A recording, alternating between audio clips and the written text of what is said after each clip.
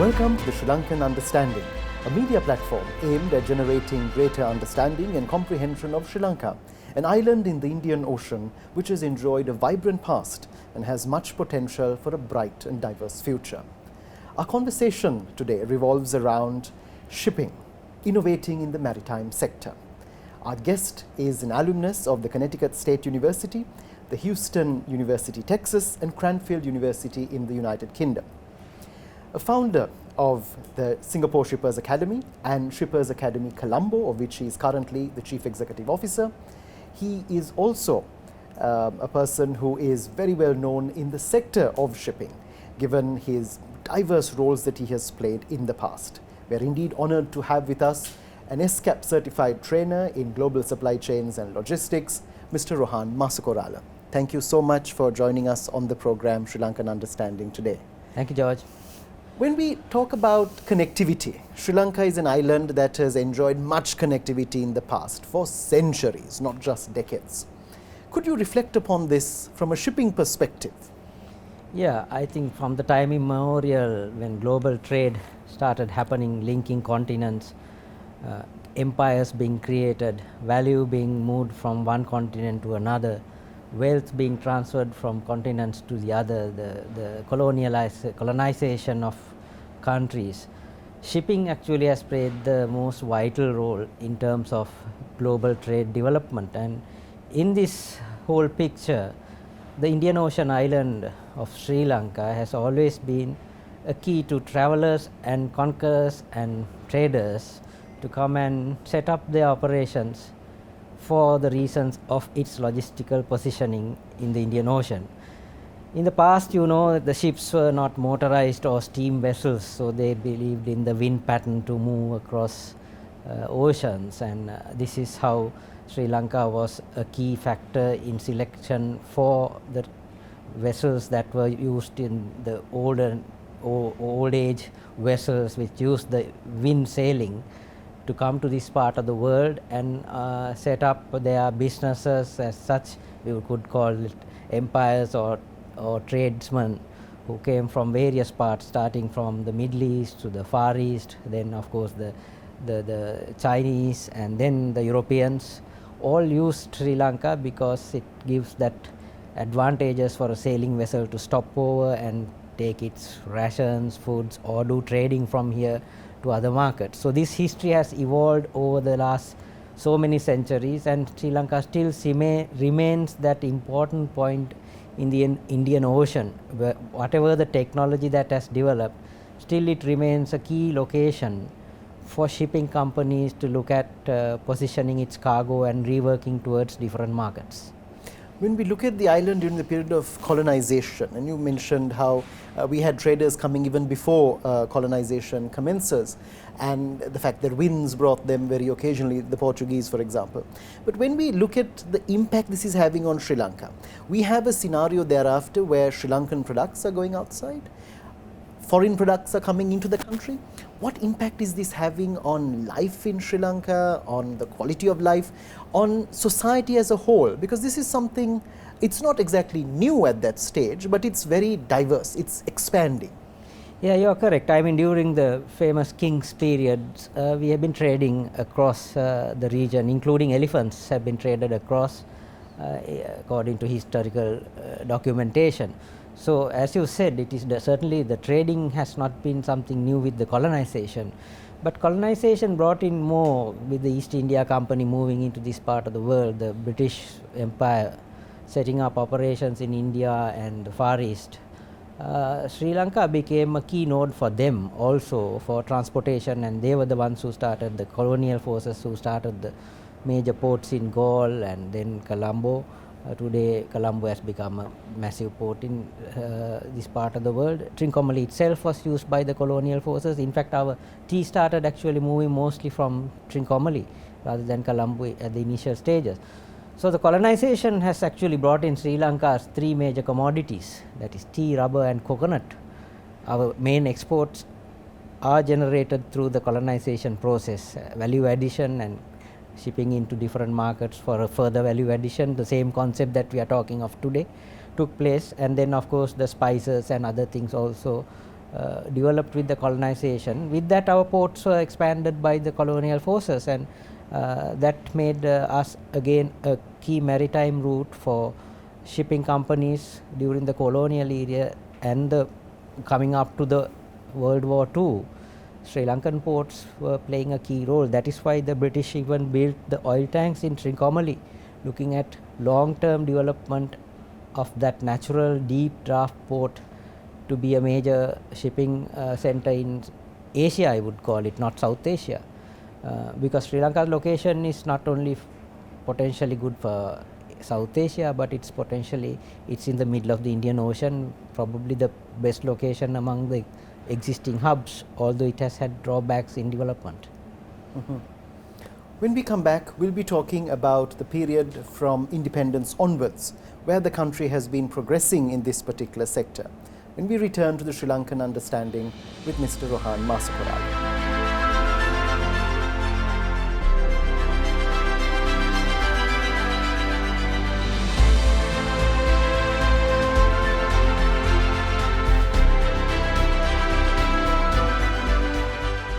Welcome back to the Sri Lankan Understanding. Our topic for discussion is shipping, innovating in the maritime sector, and we have with us Mr. Rohan Masakorala. When we look at the period in the 70s and 80s, we had an opening of the economy. What impact has this had? You were involved with some of the heavyweights in the 1990s who were involved in really transforming or innovating the shipping industry. What lessons can we learn from those periods? And we're going back about 30 years. Oh, I would say 40 years. Okay. Going back 40 years, I mean, yes, it was, I think, the right decision in the 1970s. Late President Jayajavadana took to open up Sri Lanka's economy. That is the time that even the Chinese economy was opened up by the then leaders of China, and we took the lead in South Asia. But it questions me today whether we have done the right thing or right reforms from the original policy of opening the economy. Sri Lanka has, in fact, probably in my opinion, has gone a bit backwards. Our opening up has had different issues, including the unfortunate incidents in the 1980s period, where we finally ended up with a problem of a civil war that led into terrorism. So opening up the economy made Sri Lanka an industrial nation. Sri Lanka became its services sector expanded heavily. We were before that agriculture nation. We were very considered as a poor nation, and today we have come at least to a middle income nation thanks to opening up the economy, but we should have been far ahead in my personal opinion, because we did not have consistency in policy. Now coming back to the era of initially opening up with President Jayajavadana, I had the opportunity to work or meet late Lalita Mudali, who reformed our maritime sector, who is responsible for creating the ecosystem for a transshipment hub in the 1980s, early 1980s. I met him during late 1980s when I was still going to school, and he used to come to my neighborhood. And I had just finished my advanced level and I was looking for opportunities. Sri Lanka had very little choice at that time, so I planning to go abroad to study. And during my conversation, Mr. Athulat Mudali one day told me, if you come back doing business studies, get into export industry and the shipping industry, which would be the future of this country. That's what his thought was. So later in life, I think I when returned from the United States around 1992, I met him at a function and I told him that I joined the export company instead of another conglomerate. I got several offers at that time, but I joined the export industry, and that export industry had direct links to the shipping industry. And that is how I got into the shipping industry. So Mr. Athulat Mudali has planted the seed on me to get into this industry, and I'm very grateful, and I still feel this country can get out of its problems if we have properly tackled the export industry, which is having its own problems, and the shipping industry because of its location. So later in life I was picked up by Mr. Ronnie Dimel, who is around still, and I worked with him on he picked me up as an advisor for him when he was the shipping minister. and for a short period, and then I was also picked up to the board of directors of the Sri Lanka Ports Authority, and we were involved in various projects in corporatizing the Sri Lanka Ports Authority, trying to bring in private sector investment more into the port at that time. And we also had some plans for Hambantota, completely different from what it is today. We were going to be self-dependent port in Hambantota and building stage by stage. It's a long story, but I worked with these through key people who opened up the economy in the 70s, and I have a deep depth of knowledge how they thought of and the vision they had. But this vision totally collapsed with the unfortunate war we had in this country, and we have gone backwards because of that. So the future is also a open, I believe in open economy for island like us, and for more foreign direct investment partnerships. Singapore model would be probably the best model for island like ours, which has maritime capabilities to move forward. Absolutely. As you mentioned, vision, I guess that's one of the best lessons we can learn from people who were stalwarts or heavyweights in an era in which they foresaw the future, and as they mentioned even to you in terms of an export-oriented economy. Today, we're at the beginning of the third decade of the 21st century. How are we faring with our neighbors in the region, the greater region? Yeah, so in terms of the maritime, which is probably a key area, I mean, of course the greatest economy in this part of the world would be India. I mean, it's all forecasted. It might be the third largest economy by year 2050. That gives enormous potential for Sri Lanka to cling on to India's economic growth, and that will help us to move, because this is nothing new. If you just study a little bit about China's growth from 78 onwards was so massive, double-digit GDP growth, let the whole of ASEAN and rest of the region get up as well. So your neighbors are going to get automatically pushed up if India gets up. So we have to make sure that our neighbor India is doing well for us. If India doesn't do well for us, South Asia is not going to do for anybody else, is not going to benefit. In terms of shipping, Sri Lanka actually doesn't compete with Indian ports. We only get support from Indian ports. We are into a transshipment business at the moment, but we are not yet a maritime center. We are still stuck at that transshipment stage due to lack of certain legal reforms and foreign direct investments in this country. We have to compare ourselves with countries like Singapore or Dubai that came in later, much later than us. 20 years back that Dubai came up and have gone past us in terms of maritime hub. In other than that, there's ports appearing in Malaysia and in Oman, and Durban has a transshipment port. So there are about 6 or 7 major transshipment ports in the Indian Ocean. So our role is not, as I said at the beginning, not Indian South Asia based Indian subcontinent, but it is more on the Indian Ocean. What is our position in the Indian Ocean? To give you an example, Sri Lanka was ahead of Singapore in the 1950s in terms of the port infrastructure. Unfortunately, we have gone back, or we have grown marginally, and Singapore has become one of the world's top maritime centers. For example, Sri Lanka handles 5,000 to 5,500 ships per annum in all our ports. Singapore has 10,000 ships anchored at any given time in Singapore.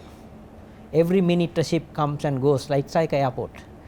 So that is the level of business ecosystem that Singapore built, and in my opinion, it is Sri Lanka who created Singapore's business opportunity, because we gave up on ports like Trincomalee. We didn't go into the energy business. We nationalized energy when Singapore opened up energy. What happened was all those petrochemical companies of US, Europe, all moved into Singapore.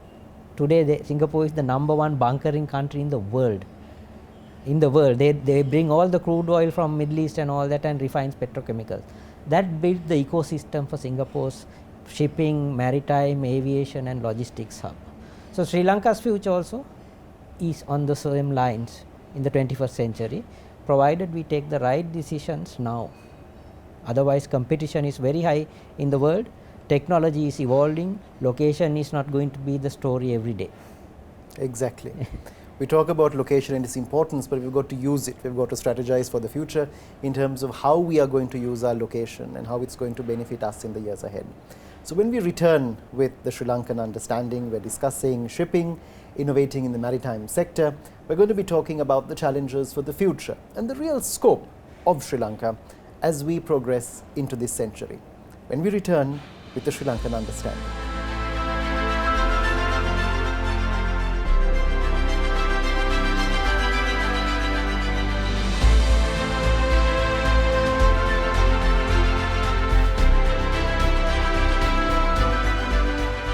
Welcome back to the Sri Lankan Understanding. We're in conversation with Mr. Rohan Masakorala and talking about shipping and innovating in the maritime sector. When we look at the challenges that lie ahead, we talk about shipping being a key function, a key connector of the international community. What are the main challenges that Sri Lanka has going forward? Yeah, shipping, I'm talking of, when you say shipping, it's a very broad word. You can ship by air, ship by sea, ship by road, ship by rail. We are talking about what is called ocean connectivity, and ocean connectivity carries well over 85% or 90% of the global trade as at now. And ocean shipping actually carried forward all the business during the COVID period, where world markets were shutting down and we had to restart, consumers had to be looked after, governments had to get raw materials, food, security, all that. All that was done by the seafarers and what is connected with the ocean maritime sector, which played a key role. So in that sense, the importance of it, I don't think I have to say how historically to now, shipping still will remain a key connectivity mode because it is economical and it is scalable. So price wise, it is, global markets are connected because of the scalability of the ocean shipping industry. Container ships are built that are as much as big as 25,000 containers in one ship, burning less fuel today. New technologies are coming in. So shipping is going to be still a key in the next or this century as well, as far as I can see. What is important for us here in Asia is considered one of the key markets, developing markets in the world, or the population wise, nearly 2/3 of the world's population combined from Japan, China, Indonesia to India, all massive populations which are showing promising economic growth, which means intra-Asia trade, global trade, manufacturing, consumer markets, all that are promising in Asia.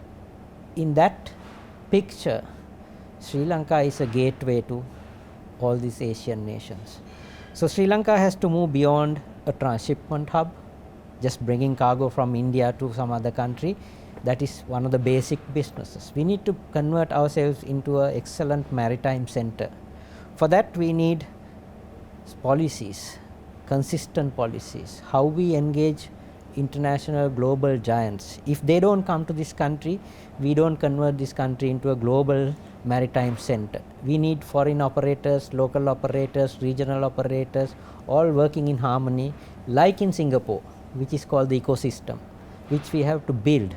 So in that sense, Sri Lanka's geography would help to convert ourselves from a transshipment hub to a logistics hub, where services like warehousing, storage and distribution, connecting e-commerce, which is a thriving market right now, where you connect ocean cargo into air cargo. Then you have what is called cooler room facilities or refrigerated items, pharmaceuticals. So Sri Lanka needs to convert itself into that kind of business in the coming decades if we are to be in part with other logistics centers.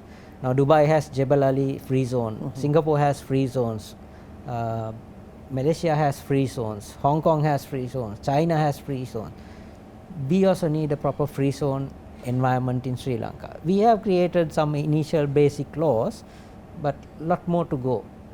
But as I said, if the right thing is done at the right time, there is no better island in the Indian Ocean than Sri Lanka to convert into a major maritime center and a logistics center. That is how I read Sri Lanka, but I put that but again and again. If we don't do the right thing at the right time, these businesses won't stay for us to do the right time.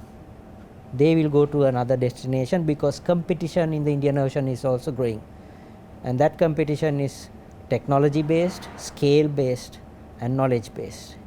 So we can lose out our geographic advantage for those three if we don't adapt those into our systems right now.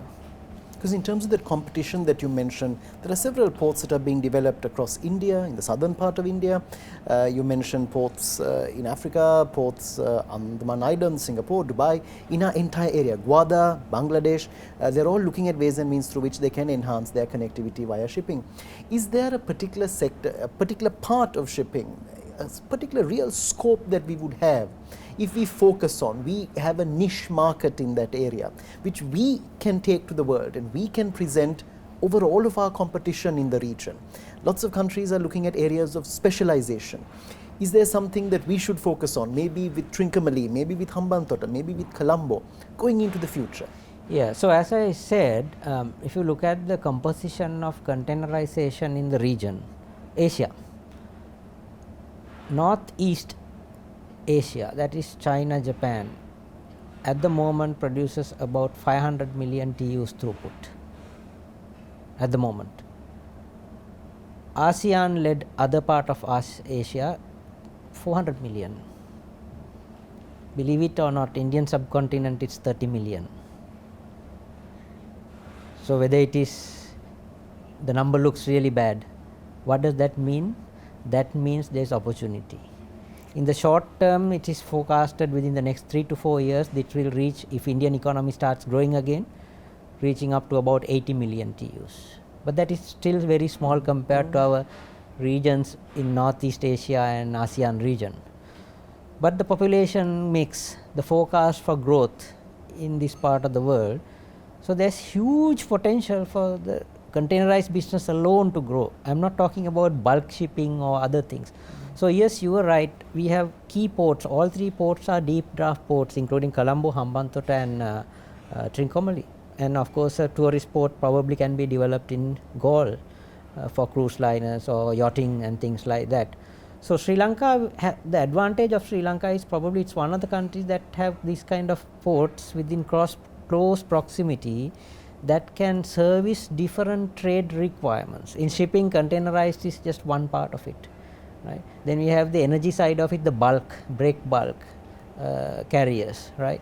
Then you have gas carriers, various types of ships. Then you have the ro-ro carriers. Now Colombo is not a ro-ro port, but Hambantota has already become a ro-ro port. Ro-ro means vehicle movement ship. So as you said, we have the opportunity to diversify shipping. That is a unique selling proposition for Sri Lanka, which other countries, actually even Singapore doesn't have. We can really develop Trincomalee into a major energy hub to the Bay of Bengal.